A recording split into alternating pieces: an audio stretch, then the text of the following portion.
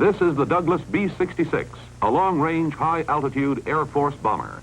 And here is the first man ever to fly this plane, Johnny Martin, chief test pilot for Douglas Aircraft. Johnny recently added another first to his list of credits when he became the very first man to drive a 1957 Ford across the country. Naturally, in the months to come, there'll be thousands of new Ford owners making this trip. But how does it feel to be first?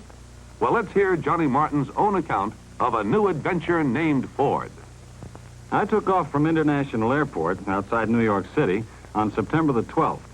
My car was a brand new Ford Fairlane 500 Club Victoria, delivered fresh from the factory that morning.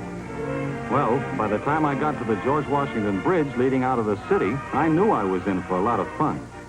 This 57 Ford is a real big car, but it handles like a Thunderbird and rides smooth as a jet through a cloudless sky.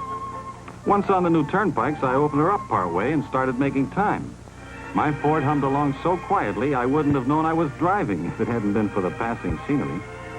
Outside Pittsburgh, I ran into a rainstorm, but I was just as warm and dry inside the Ford as if I were flying over the weather. Those new wider tires sure keep a tight grip on a wet road, too. Pennsylvania, Ohio, then down across southern Illinois and into Missouri, and I was still having the time of my life. When I'm flying, I sometimes look down and wonder what it would be like driving on roads like this. Well, now I know. In a Ford, it's great. On any road. Funny thing happened here in Oklahoma. I'd been cruising along well within the speed limit when two highway patrolmen stopped me.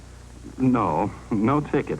They just wanted to take a closer look at this new kind of Ford. I couldn't blame them because it sure is a beauty. And as for performance, well, I told them that after this trip, I could understand why police forces everywhere prefer Fords. 2 days later, I was in mountain country, and I really appreciated that husky V8 engine purring under my foot. I'd have to get back in a jet to beat this Ford's climbing power. And man, how it took those curves. It hugged the road without any pitch or sway, just as if we were on track. Here we are on the last leg of the trip, and even the traffic-jammed Los Angeles freeway couldn't faze me. You need a car with split-second response to travel in this fast-moving crowd, and, as always, my Ford delivered. Well, this is the finish line, the Douglas plant in Santa Monica.